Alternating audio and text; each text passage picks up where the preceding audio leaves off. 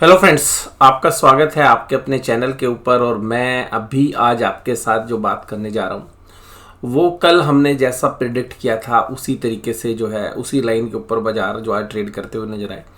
बाजार ने आज जो सपोर्ट लिया वो भी 17,800 के अहम लेवल के ऊपर किया। और बाजार देखिएगा, अब मुझे कल के लिए जो व्यू है वो एक न्यूट्रल व्यू बन रहा है। और अभी भी बाजारों के अंदर अगर हम देखें तो जो स्ट्रेंथ है वो लगभग लगभग गायब होती हुई नज़र आ रही है। और ये जो स्ट्रेंथ है ये वास्तव में गायब कहाँ से हो रही है? एफआईआईज की कोई बहुत बड़ी सेलिंग नहीं है, डीआईज की कोई बहुत बड़ी सेलिंग नहीं है। और अब जो एचएनआई इन्वेस्टर्स हैं, यानी कि जो ब्रॉडर मार्केट के अंदर जो मिस्टर इंडिया है, वो अब शायद इंटरेस्ट नहीं दिखा रहा, वो शायद सेलिंग की तरफ है। और वही जो मुझे लगता है कि मुख्य कारण है जो कि अभी बाजार जो है साइडवेज हो रहे हैं। दूसरा, अदानी ग्रुप के जितने भी शेयर्स हैं उनके अंदर जो स्ट्रेंथ है वो पहले वाली स्ट्रेंथ गायब हो चुकी है। और जो फ्लैगशिप कंपनी है अदानी एंटरप्राइजेस, वो लगातार नए तरीके से जो है गिरती हुई नज़र आ रही है और रोज़ लो लगा रही है। मैं ये नहीं कह रहा कि नया लो लगा रही है, बट रोज़ 2-4-5% की गिरावट के साथ काम कर रही है। आज भी तकरीबन 6% की गिरावट थी, तो जिसकी वजह से बैंकिंग स्टॉक्स पर भी थोड़ा सा पेन आ रहा है कि अगर अदानी ग्रुप की परफॉर्मेंस किसी तरीके से डिटोरिएट होती है तो वो जो चैलेंजेस हैं वो बैंक जो है अभी, हालांकि उसमें शायद बैंकों पे प्रभाव नहीं पड़े, बट एक सेंटिमेंटल जो इम्पैक्ट है वो यहाँ पे देखने के लिए मिल रहा है। और बैंक्स भी जो है वीकनेस ही जो है दिखा रहे हैं। कुल मिलाकर बाजार के बारे में जो हमारा आउटलुक है वो हमें लगता है कि अब देखिएगा एक्सपायरी के आसपास अब ट्रेड कर रहे हैं, लेकिन यहाँ पर भी वॉल्यूम नहीं है, यानी कि वॉल्यूम्स की जो मतलब मात्रा है वो बहुत ही कम है। तो आज एक 200 पॉइंट के आसपास की रेंज, 192 पॉइंट्स की जो रेंज है उसके अंदर बाजार जो है झूलता हुआ नजर आया।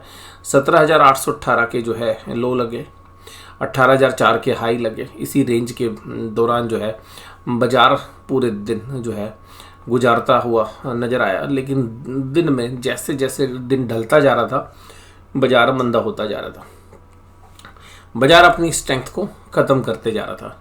और नीचे बायर्स में कोई इंटरेस्ट जो है देखने के लिए नहीं मिल रहा। सेलर्स भी कोई एग्रेसिव नहीं है, एक्चुअली बाइंग नहीं है, सेलिंग ज़्यादा नहीं है एग्रेसिव। और यहाँ पर अब जो इंडेक्स मैनेजमेंट का जो दौर था वो भी थोड़ा फीका पड़ता हुआ नज़र आ रहा है।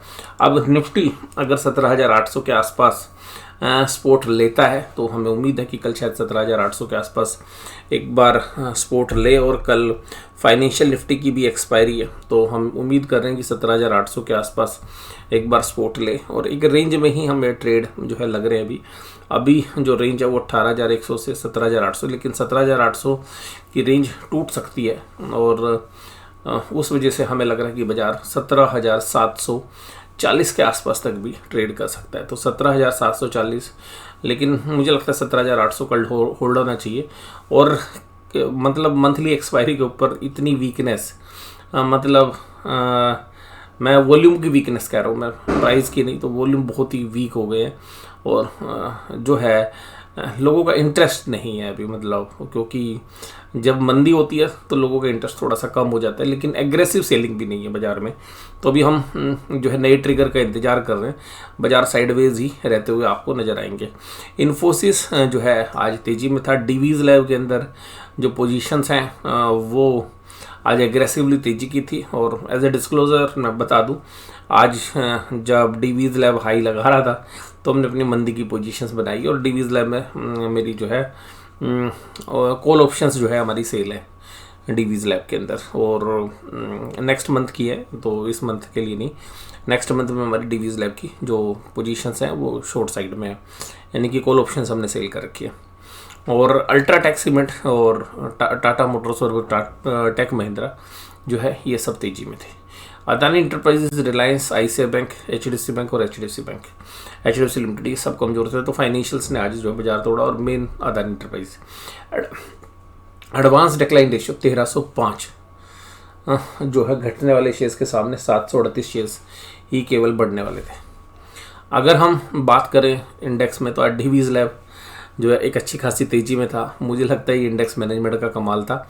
और इसी वजह से हमने जो है फंडामेंटल बेसिस पर जो क्वार्टरली रिजल्ट्स हैं, वैल्यूएशन बेसिस पर जो है अपनी पोजीशंस बनाई है, सेफ पोजीशंस बनाने की कोशिश की है। लेकिन देखिएगा बाजार है, कुछ भी कर सकता है।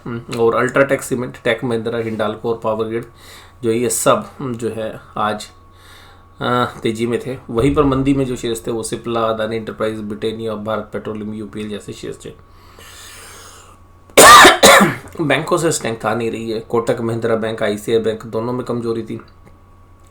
नॉर्मल वॉल्यूम थे एचडीएफसी बैंक में, वॉल्यूम्स नॉर्मल वॉल्यूम्स के मुकाबले में केवल 60% थे।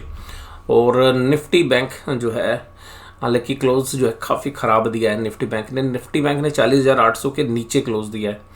लेकिन अगर हम यहाँ पे अगर बात करें तो ये जो है एक वीक क्लोजिंग है, लेकिन फिर भी मुझे लगता है 40,400 से 40,500 का दायरा एक बहुत ही स्ट्रॉन्ग सपोर्ट का काम करेगा। और अगर बजट वॉलेटिलिटी वाले दिन को भी अगर हम देखें या उसके आसपास की वॉलेटिलिटी को भी देखें तो मुझे लगता है कि 40,500-600 के आसपास एक अच्छी जो है हमें लगता है कि स्ट्रेंथ जो है देखने के लिए मिलनी चाहिए। ऊपरी लेवल पर अगर अब आप जाएंगे तो 41,100, 41,200 रेजिस्टेंस है। मुझे लगता है कि अब बैंक निफ्टी के अंदर फिर जैसा भी पीछे हुआ था बजट के बाद, अब मुझे लगता है कल फिर एक नैरो रेंज में काम होगा। और निफ्टी बैंक कल मुझे लगता है कि नैरो रेंज में काम करता हुआ नजर आएगा। आज जैसे 700-800 पॉइंट की रेंज है और पिछले हफ्ते देखिएगा इससे भी बड़ी रेंज थी, आज रेंज थोड़ी सी कम हो गई। मुझे लगता है कल रेंज और थोड़ी सी कम हो जाएगी। जैसे आज 600 से अगर हम देखें 40,600 से 41,300 तो 900 पॉइंट की रेंज थी। और मुझे लगता है कि कल ये रेंज और नैरो होती हुई नजर आएगी। और कल हो सकता है कि आपको निफ्टी बैंक 400-450 पॉइंट की पूरी टोटल हो सकता है इससे कम में भी, मतलब एक नैरो रेंज में काम करता हुआ शायद आपको नजर आए। और उसका मेन रीज़न है कि जो ऑप्शंस के प्रीमियम वो भी डीके जो है बड़े प्लेयर्स कराना चाहेंगे, तो बड़े मूव वो नहीं चाहेंगे। और निफ्टी बैंक के अंदर अगर सपोर्ट की भी बात करें तो देखिएगा ये जो 3 कैंडल्स ग्रीन बनी थी नीचे जब बजट के आसपास के समय था, तो उस समय पर इन 3 बड़ी कैंडल्स के बाद एक ग्रीन कैंडल आपने देखी थी। और ये जो 3 कैंडल्स जो थी, इन 3 कैंडल्स के अंदर जनरली जहां आज बाजार ने क्लोज देने की कोशिश की है और जहां जो लोग लगाए वहां पर सपोर्ट ले रहा था बाजार, तो मुझे तभी लगता है कि 40,500 के आसपास, 40,400 के आसपास एक अच्छे सपोर्ट है, शायद इसको ब्रीच ना करे। और बाजार ऊपर 41,100 और 41,000 के आसपास शायद इन्हीं प्राइस के आसपास आपको घूमता हुआ शायद कल बाजार नजर आए। इस बात की हमें काफ़ी अच्छी संभावना है। और बाजार अभी देखिएगा साइडवेज होने की कोशिश जो है कर सकते हैं। HDFC bank, ICI bank, SBI, Kotak Mahindra bank और एक्सिस बैंक ये सब कमज़ोर थे। क्लोजिंग भी वीक थी। बट देखिएगा इस तरीके से जब बाजार होते हैं वॉल्यूम घट जाते हैं तो बाजार साइडवेज होने की कोशिश ज़्यादा करते हैं। और यही जो है मेरा जो है आकलन है। तो मैं बड़ी कोई मूव की जो है कल एंटिसिपेशन में ट्रेड नहीं करने का प्लान कर रहा हूँ कि भाई बाजार छोटी रेंज में रहेगा।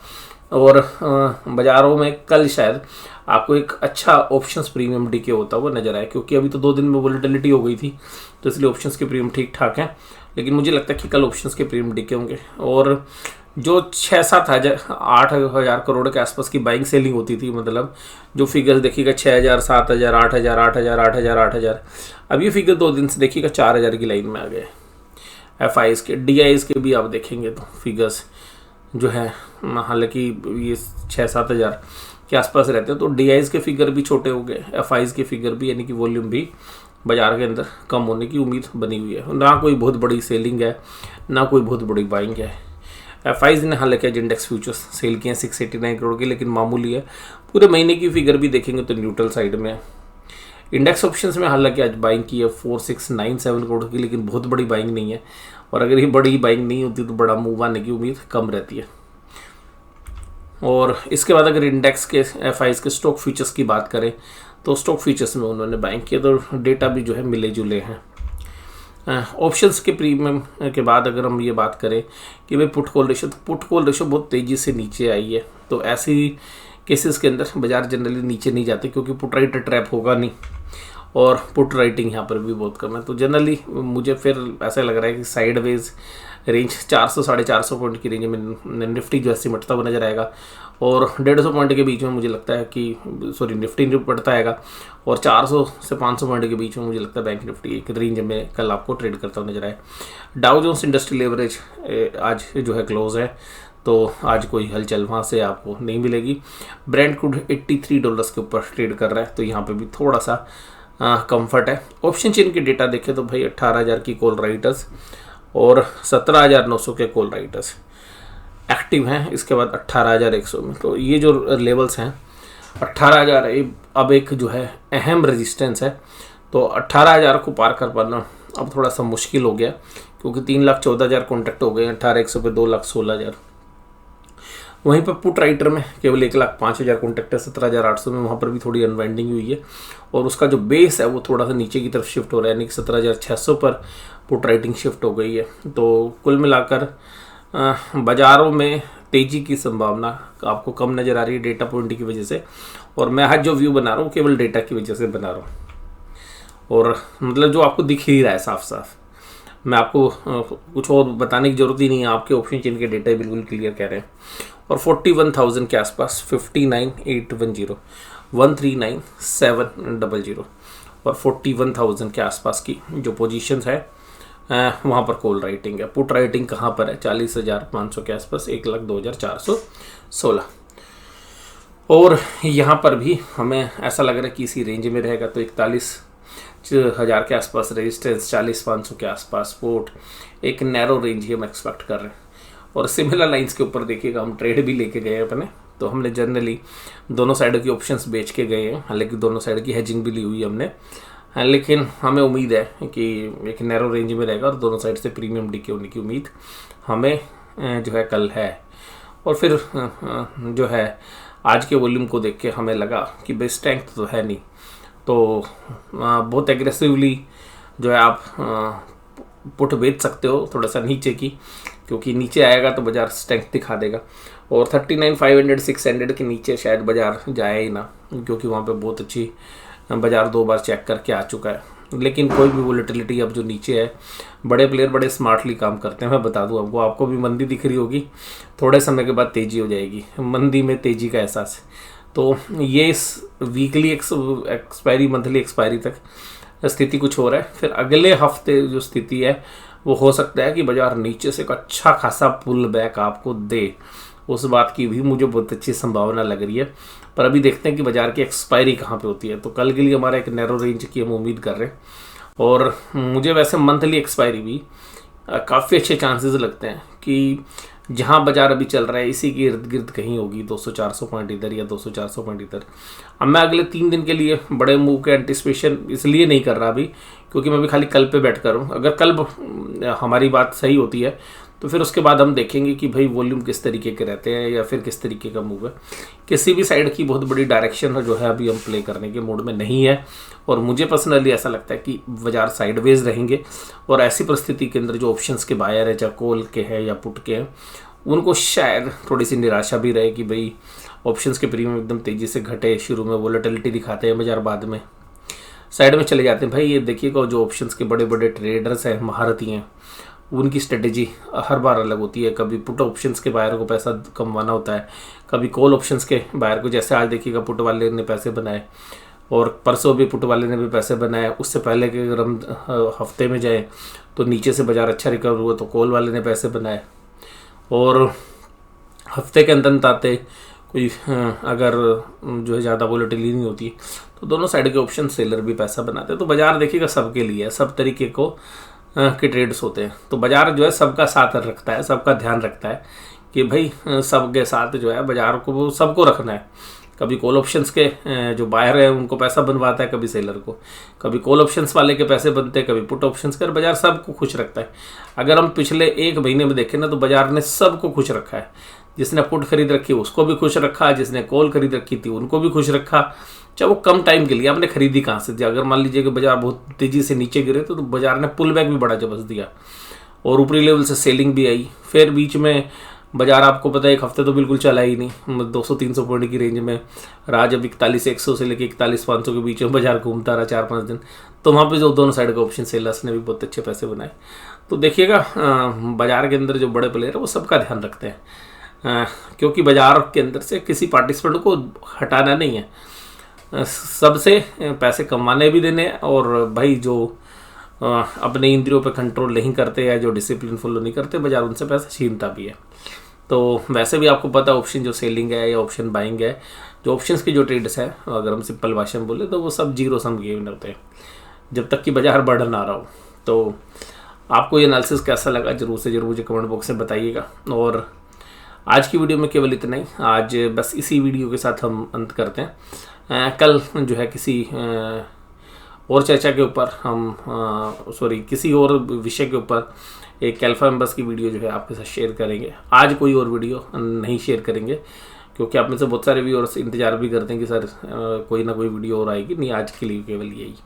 और वीडियो देखने के लिए धन्यवाद। Thank you very much.